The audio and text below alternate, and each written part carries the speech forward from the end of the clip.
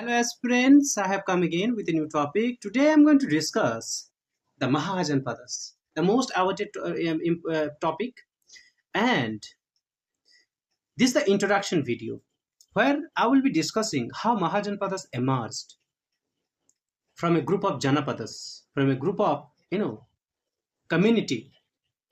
So the period 600 BC to 300 BC marks the beginning of the early historical period in North India, and it was a major landmark in the Indian history which had far-reaching consequences.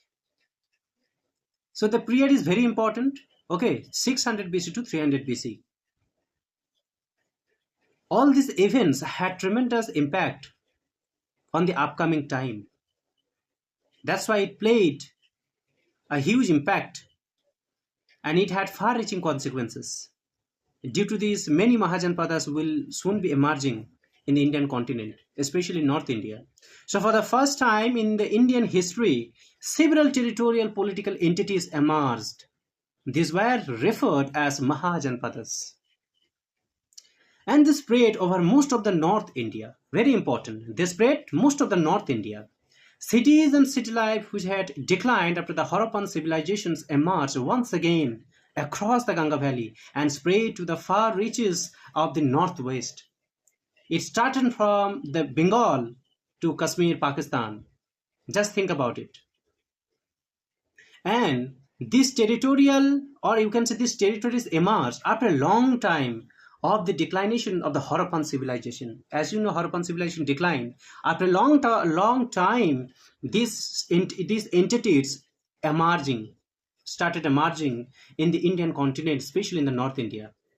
A number of religious groups and thoughts emerged to counter the ritual supremacy of the Brahmanas.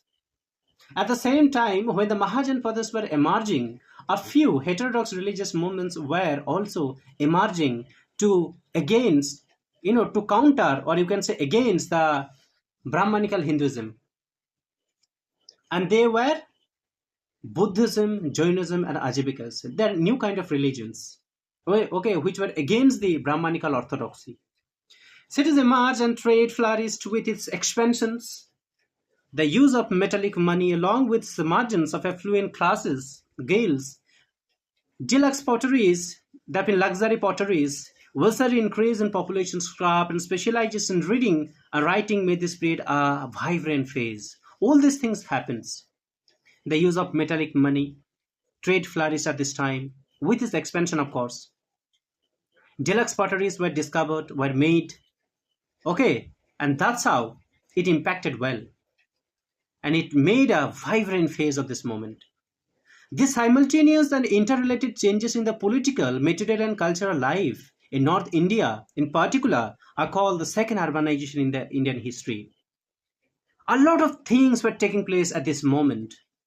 Trade was flourishing, many things were discovered, were invented, and that's how a new age started.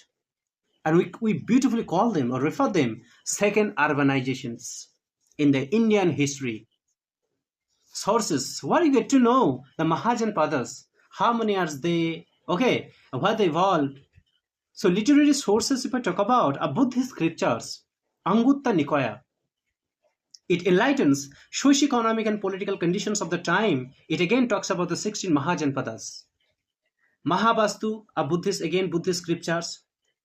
Jain scriptures, Bhagavati Sutra, 16 Mahajanpadas. Brahmanical text, like Upanishads, were composed from 1800 BC onwards. As you know, Upanishads were written in the later Vedic period, not in the early Vedic period, because in the early Vedic period only Rig Veda was written. So it is talking about the later Vedic society, where Upanishads were written. Archaeological sources. So two types of pottery was used in this period, 600 BC to 300 BC. And what were they? So black and red ware, BRW, and northern black polished ware, NBPW. Very important. The NBPW is considered a luxurious pottery or deluxe pottery and noted for its technological excellence. The evidence from NBPW sites includes an early series of punchmark coins which mark the beginning of the use of money in the subcontinent. The punchmark coins, the first coin which was used for money as lending. Kingship to kingships, chiefships to kingships, Janapadas, Mahajanpadas, and Ganasangsa, and how they were formed. Let's discuss.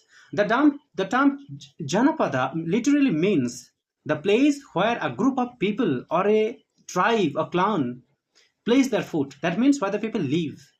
That's how Janapada came into existence. The transformations from chiefships to kingdoms is connected to two phases. How chiefships suddenly became kingdoms. So there are two phases basically. The first is the performance of major sacrifices, yajanas, where the priest bestowed a divine status on the chiefs.